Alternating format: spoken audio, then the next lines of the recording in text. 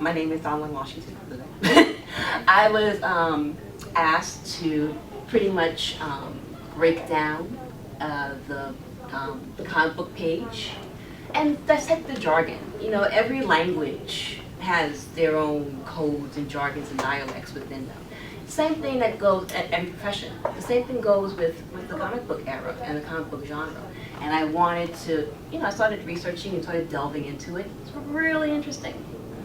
And one of the things that we are looking at, essentially, are different elements on a comic book page and what those elements entail. I mean, here we have Captain America, death to the doers of democracy. And there's this whole scene, and you have panels and spaces in between, and you have bubbles and spreads, and everything is going on. But what do they all mean? How do they all connect? Right? So essentially, we come to examples. This old school jargon, things that we know from way back, or what we're used to seeing when we look at a comic or pick up a comic, any type, whether it's a graphic novel or an Archie comic. Okay, so balloons most notably aligned with the comic book genre. They actually have a long established history that date back to 900 AD, which I thought was fascinating. I was like, okay, yeah. So not much has changed in design. However, balloons drive a storyline and give the writer options as to how to have their characters interact with the reader.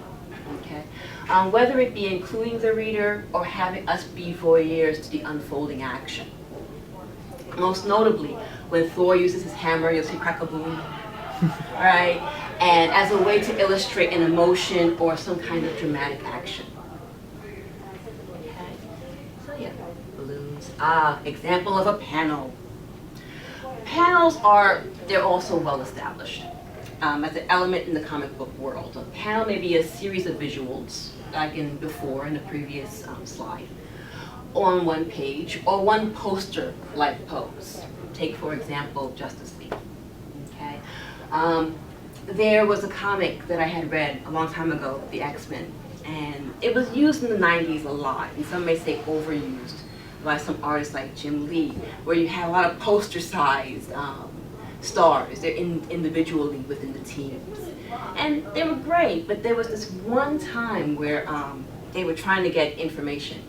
And Psylocke, she has these side blades, and she takes the guy out, and at the end she's like this upward pose, and looking all, you know, I just beat this guy, and there's this off balloon, and the balloon says, nice pose, Psylocke, but we need the information from the guy. Now he's unconscious.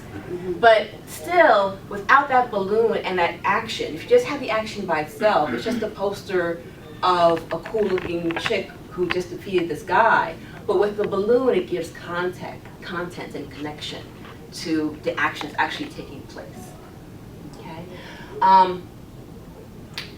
Panels can also be a great way to let audiences know the relationship between characters or who's new on a roster, like the Avengers. There's this ever-shifting, ever-changing roster. So when you have a panel, you know, it's the Justice League, right? You wouldn't think that Plastic Man in the upper corner would be associated with Batman. Yet, you know, you have three detectives, Batman, Plastic Man, forgot this guy's other name, Mr. Fantastic, I can't remember his name, but he's another plastic guy, electro guy, something like that. These three are detectives. You have Outworld, Otherworld, with Green Lantern, Hawkman, and Superman. You have mythological characters, Flash, Mercury, Black Canary, Wonder Woman. And then you have the Eternal Outsiders with Martian Manhunter. And look at this guy over here. I think it's Red Tornado. I forget. But depending on how you read the panel, it can tell its story in and of itself. The associations with the roster, how they interact. You also notice that here's the big three, Superman, Batman, Wonder Woman. They're bigger than everybody else in the panel. And here you have down here, here's Adam in this chair, chilling. We don't know what his, I guess, basic all function is in Justice League, But telling from this panel, he's important enough for at least to be not lost in the scene with everybody else. He still needs to be visualized, which is an important thing. So panels in and of themselves, they can really tell a story even right there, and you can create whatever you want from there, right? A panel or a planche, the French term that denotes the total design unit, rather than a typical page on which it was printed, right, can also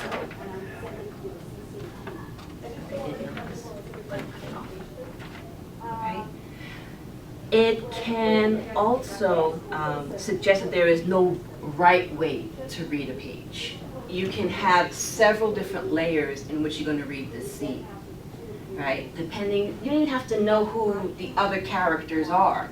Just by seeing the big three, you have an idea already, it's already DC in that sense, right? And then some people might not even see this down here, Justice League America, that's on the table in and of itself. They might overlook everything else. They might overlook that because there's so much going on. Where's my eye going to focus? A spread. A spread can tell a story in a series of panels, okay? Notice the shapes. There's so much we can grasp as a reader where our eyes are supposed to be, right? Or where they're supposed to go.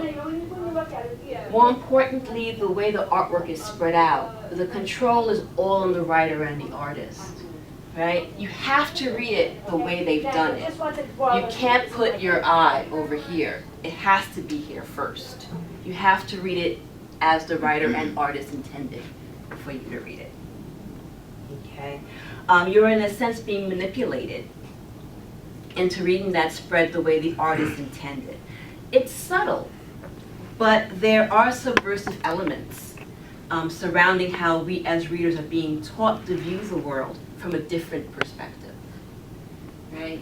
So I thought that was interesting too. And the shapes are also unusual.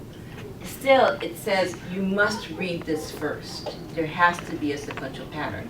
Where in the previous panel, you read it any way you want. There's no wrong way to read it. So there's diversity and flexibility in studying graphic novels, even from the visual alone.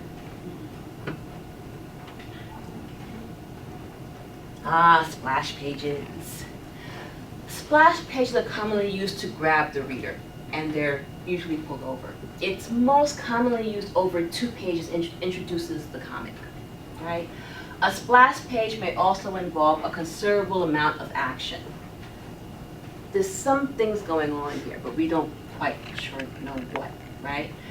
At times, splash pages were in the middle of a comic, so you can use it as a poster. And some magazines like the Wizard Guide would also have it as a poster-sized version. So you can like pull it out and like frame it, put it on your wall and stuff. And they were really cool. And they use it as special promotions. But consider this splash page. Think of how we could use it as a teaching tool in our classrooms. Judging from this splash page, what may our students infer about the story, right? I was talking with some friends the other day, and I said, well, we know what's Watchmen, and we knew what Watchmen was. But if we were to give it to someone who doesn't know the backstory or the history, what would they notice a smiley face with a blood stain on it? They might not. They might predict something different. Or they might see it's like a jelly stain. You know, they might not quite know because all they see is Watchmen, this scene, and this scene over here. So predicting, what can we have our students predict about the oncoming action or what's to come?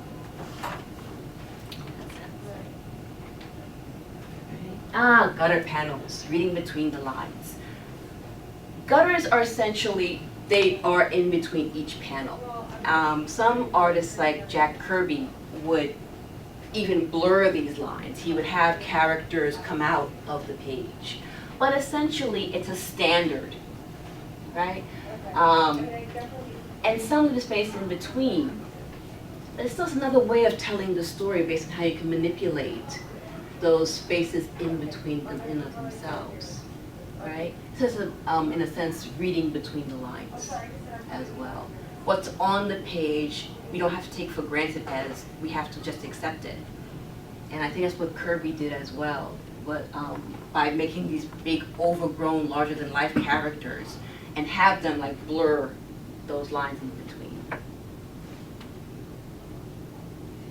Okay, a tier. Look, think of like a wedding cake. They're basically they're tiers, they're levels, and they're most commonly used in the forms of rows or panels in a sequential sequence. And they're another way of telling the story. Like in the previous, in panel 5, you had those weird octagon type shapes. And here is another way of telling the reader, I want you to read it this way. I want you to read from beginning to end. Or I want you to read from side to side, or diagonally. I'm sort of telling you how I want you to look at the story. Okay, splatterpunk. Splatterpunk it's one of those genres where people think it's new, but it's been around forever. It's a spin-off of the horror novel genre. And splatterpunk can be defined as being distinguished by its graphic, often gory depictions of violence. I have Marvel Zombies here because it's sort of like an off-world takeoff of the Marvel Universe where they can play around and do different things with it.